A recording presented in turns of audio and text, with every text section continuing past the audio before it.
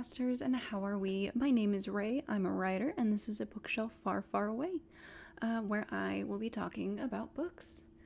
Today's book is Gild by Raven Kennedy, and the synopsis of the book, provided by Goodreads, is "The Fae abandon this world to us, the ones with power rule.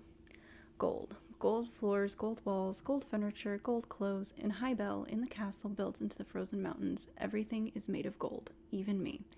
King Midas rescued me, dug me out of the slums, and placed me on a pedestal. I'm called his precious, his favored. I'm the woman he gold-touched to show everyone that I belong to him, to show how powerful he is. He gave me protection, and I gave him my heart. And even though I don't leave the confines of the palace, I'm safe. Until war comes to kingdom, and a deal is struck. Suddenly my trust is broken, my love is challenged, and I realize that everything I thought I knew about Midas might be wrong. Because these bars I'm kept in, no matter how gilded, are still just a cage. But the monsters on the other side might make me wish I'd never left." So, there's a lot in the synopsis, which, is helpful and also not, because it kind of gives away kind of a big part of, it's just the beginning.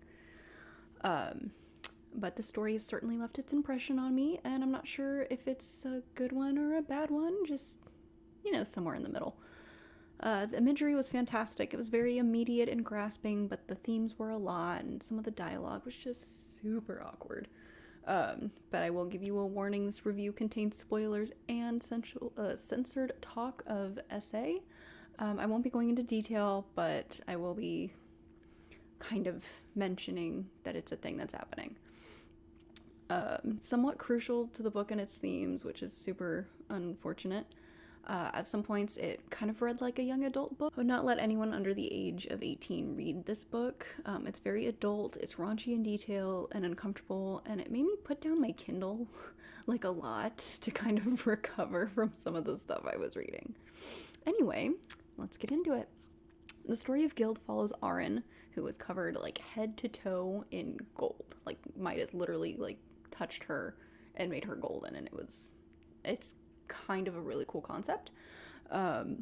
She is a woman who acts as a royal saddle for King Midas, which pretty much is a courtesan, is how I'm going to phrase that. Like, think Moulin Rouge and that whole movie. One of many, but she's the only one that's been gold touched. Despite her job, she's seldom used, and frankly most of the other saddles just don't like her because of the special treatment she receives. She's got these weird ribbon things on her back too.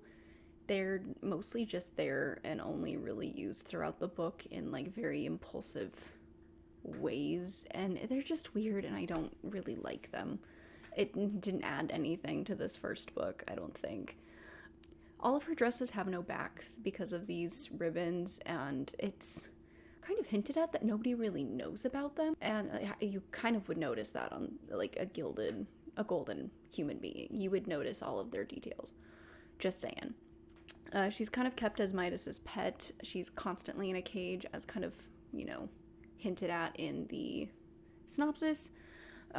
She doesn't really have free reign of the castle like the other saddles do. It's always just where her cage allows her to be.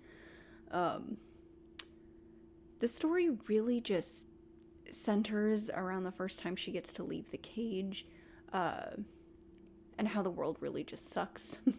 Women are all objects and commodities, and following this train of thought, Midas destroys part of their bond, again as hinted at in the synopsis, when he promises her to the king of the Fifth Kingdom for a night, in exchange to helping attack the Fourth Kingdom, which is led by a man named King Rot, who is, his power is the ability to make things rotten, hence the nickname. While this is just a ploy, and Midas doesn't really intend for it to be followed through with, Aaron is very unhappy with the outcome, and that it just happened at all. Midas has the Fifth Kingdom's king killed before he can even touch Aaron. Still, she's not delighted. He effectively takes over the Fifth Kingdom while maintaining his own, which I think is the Third Kingdom, if I'm correct. Though he moves to the new kingdom to kind of get everything like set up and situated, and then a couple like weeks I think later he sends for all of his saddles, including Aaron. For the first time in about 10 years, she gets to step out of her cage, which is like a little excessive. She's super excited to, be out in the fresh air and be in the snow. And so instead of opting for a carriage, she opts to ride horseback for most of the caravan's journey. And the caravan ends up being attacked by snow pirates called the Red Raids. A lot of the guards are killed, but some are kind of brought on board to the ship, as well as all of the saddles and Aaron, obviously, and the horses and anything of use. The captain plans on selling all of the gold stuff off, as well as the saddles to whoever will pay the highest price, especially when they realize that Aaron, the king's favored, is one of the travelers. The captain plans on using her before selling her off to the highest bidder. Before he has the chance to do really anything to her, they receive a messenger hawk from, at first it's unknown, but then it ends up being part of the Fourth Kingdom, a commander in the Fourth Kingdom known as Commander Rip. And he's, very important to King Rot. He has a lot of, scary stories surrounding him. It kind of paints him as this, monstrous being, when in reality, he's just a fae. He's a fae. People of another realm who once coexisted among the kingdoms, again, mentioned in the synopsis. Which fae, you would think, would play a bigger part in this story because it's one of the first things we learn from the synopsis. They dine together. He and the pirate dude negotiate the release of Midas's people to the Fourth Kingdom in exchange for a hefty sum of gold. After the dinner, the pirate captain takes Aaron and another saddle, Risa, to get a taste of, to quote precisely from the book, to get a taste of them before they're taken away. He succeeds in using Risa, but Aaron somehow is able to turn him into solid gold, which is the first we're hearing of this power. I don't know how long she's known about it. Maybe it doesn't really, seem clear as to if this is a new development or if this is something she's known about for a while now. Risa and Aaron, Risa normally hates Aaron, as most of the other saddles do. They're forced to work together to remove his body from the ship, as well as the chest of gold they received. Hi, cat. As well as the chest they received from the Fourth Kingdom in exchange for all of his men, or for all of Midas's men. The book ends with Commander Rib finally gathering Midas's people and kind of forcing them onto his ship. Overall, I give this book about a 3 out of 5. I didn't really hate it. Kennedy's prose is really well done. I loved her descriptions. She has some really good, bite-sized quotes in there, which I'll talk about more. I'll give you my favorite at the end.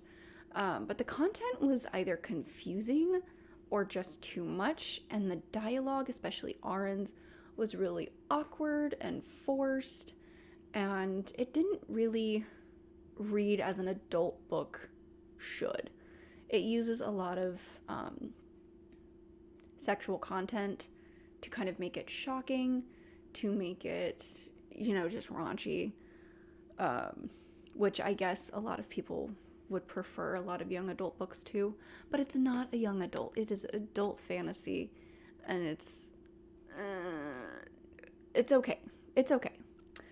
I want to read the rest of the series just because I'm a completionist and because I am very curious, which I'm very lucky that I don't have to buy any of the books. They're all on Kindle Unlimited. I know there's a 4th one coming out, I think next year, May of 2022, I want to say is what Kindle said.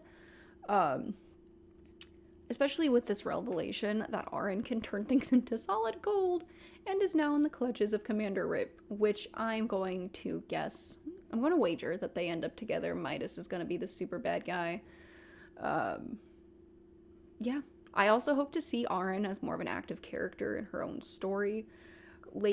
Throughout the first book, it just seemed like she was a bystander to things happening to her and to those around her, only really acting when it was very selfish and also on impulse. Don't seem to be very many consequences for her impulsive actions. Um,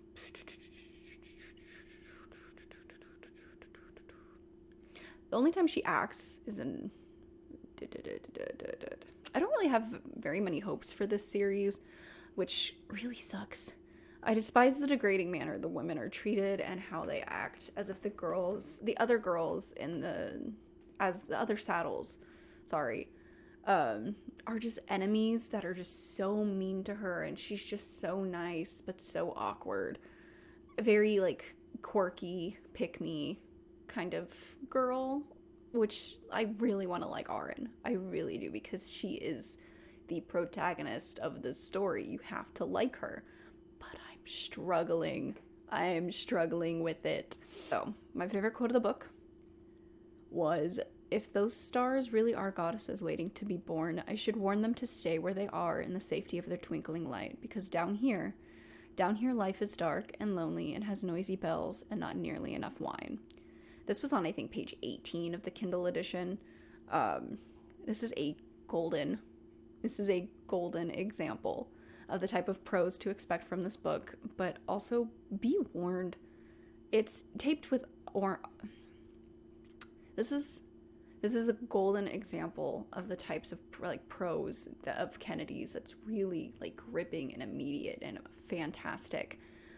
But be warned that this book is taped together with this amazing prose and Aaron's awkward dialogue and horrific depictions of use. So tread carefully with this book, disasters, and happy reading. Bye!